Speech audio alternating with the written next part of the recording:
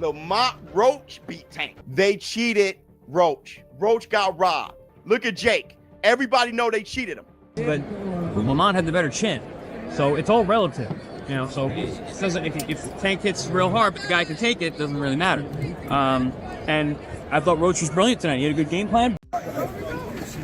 Hey, Floyd, what was your reaction to the fight, man? What was your reaction to the fight, man? Now, who you gonna win? Lamont. Man, you gotta just create more action. That's a sparring session as far as I'm. The decision between Tank and Lamont. Bueno, fue una decisión sorprendente, del cual pues creo que yo vi un poco superior a Roach. You know, in the early rounds, just though Tank was doing what he does and setting up a possible knockout. Everyone watching the fight, from boxing professionals to die-hard fans, walked away with the same thought. Lamont Roach was robbed. A fight that should have been a crowning moment for Roach ended in a controversial draw, leaving many in the boxing world frustrated and calling out the judge's decision.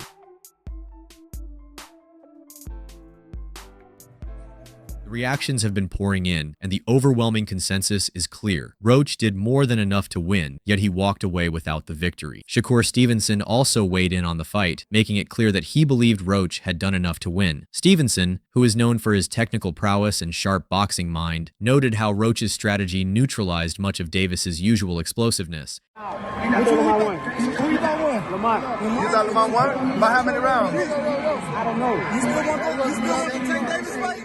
What? You still want the Tank Davis fight?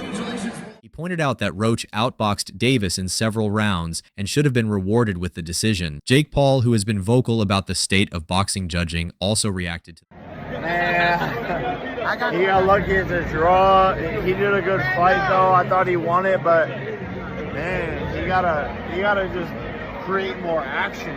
That's a sparring session as far as I'm concerned. Oh my God. But God damn, that's not the Gervonta I know. While he admitted that it was a competitive bout, he leaned towards Roach as the rightful winner. Paul compared the fight to a sparring session rather than a high-stakes championship fight, implying that Davis lacked his usual intensity and let Roach dictate too many moments. His take on the fight added a unique perspective, as even someone outside the traditional boxing establishment could see the injustice in the decision. Former world champion Chris Algieri was among the first to weigh in on the fight. He pointed out how Roach surprised everyone with his performance. But Lamont had the better chin, so it's all relative. You know, so it doesn't, if Tank hits real hard, but the guy can take it, doesn't really matter. And I thought Roach was brilliant tonight. He had a good game plan, but those early rounds are what haunts him. He's gonna lay up at night, hit that. He wasn't a little more aggressive early on, because early on there wasn't much going on. There was time for him to take places for him to steal those rounds. And obviously he didn't. I want to see what the official scorecard breakdown was. Algieri highlighted how Roach executed a perfect game plan, staying composed and landing clean, effective shots that kept Davis from controlling the pace. According to Algieri, this was not the dominant performance many expected from Davis, and Roach deserved more credit for how he handled the fight. Teddy Atlas, known for his brutally honest takes, did not hold back. He slammed the decision, stating that the judges had once again influenced the outcome in favor of the bigger name. Tank Davis, what can I tell you? Lamont Roach, I've interviewed him in the past. I got to know him a little bit. He's a great kid. I like the way he's only got one loss. I like the way that he boxes. He's versatile. You know, he could do a lot of things. He could go get you. He's got the attitude of a fighter. He's not a huge puncher.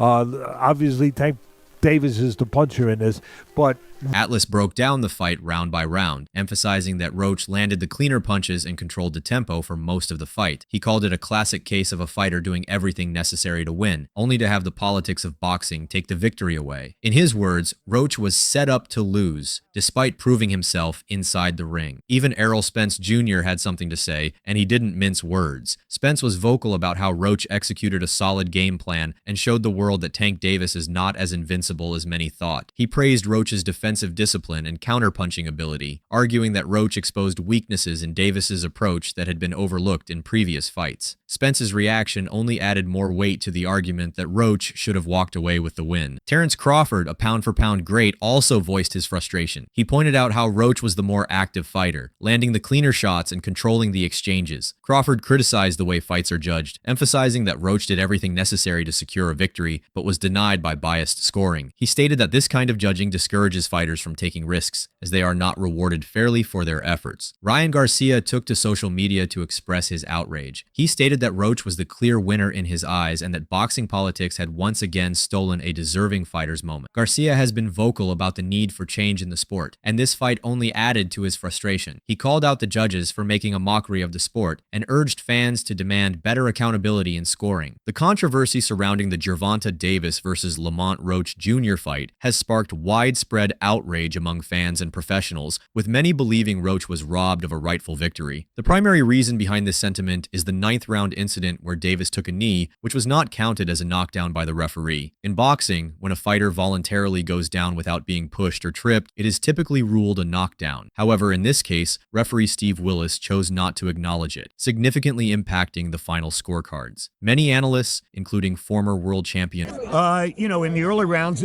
just though Tank was doing what he does and setting up a possible knockout or a probable knockout, which was what most people expected to see.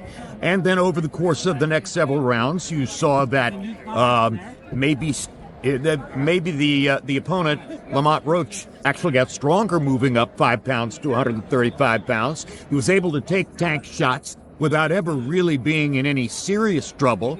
That, I think, was unusual and disconcerting for Tank. He got a little desperate in the late rounds and began throwing much more than is normally the case. It created action, it created excitement. Pointed out that if the knockdown had been counted, Roach would have won by a point. This decision has led to accusations of bias in officiating, with fans questioning whether Davis received preferential treatment due to his star power and association with powerful promoters. For both fighters, this bout carried immense stakes. Gervonta Davis, an undefeated champion with a reputation for devastating knockouts, was expected to dominate and further solidify his place among boxing's elite. A decisive victory would have reinforced his status as one of the sport's biggest stars, keeping his momentum intact for future megafights. On the other hand, Lamont Roach Jr. entered the ring as the underdog, looking for the defining moment of his career. A victory over an established champion like Davis would have elevated him to a whole new level, proving that he belonged among the best in the division. This was his chance to shake up the boxing world, claim championship gold, and rewrite the narrative of his career. What transpired in the ring, however, left many questioning whether the right man was given the decision. Roach fought with heart, executing a smart and disciplined game plan that kept Davis from dominating as expected. He landed clean shots, controlled key moments of the fight, and even forced his opponent into situations that were rarely seen before. Instead of a clear victory for the favorite, the fight turned into a highly competitive battle that many believe Roach won. Given the expectations leading into the bout, the final result felt like an upset, but not in the way most would have imagined. Rather than Davis suffering an official loss, it was Roach who walked away without the win many felt he had earned, fueling the controversy surrounding boxing's judging and officiating once again. The response from fans has been just as strong. Social media erupted with frustration, with countless boxing enthusiasts pointing out how Roach's performance should have been rewarded with a win. Many felt that this was yet another example of boxing's broken judging system, where the more marketable fighter is given the benefit of the doubt, regardless of what actually happened in the ring. At the end of the day, the Davis versus Roach fight is now part of a growing list of controversial decisions that have left a sour taste in the mouths of fans and professionals alike. Roach walked in as the underdog, but he fought like a champion. And yet, when it came time for the judges to make their call, the result didn't reflect what many saw with their own eyes. That draw is justified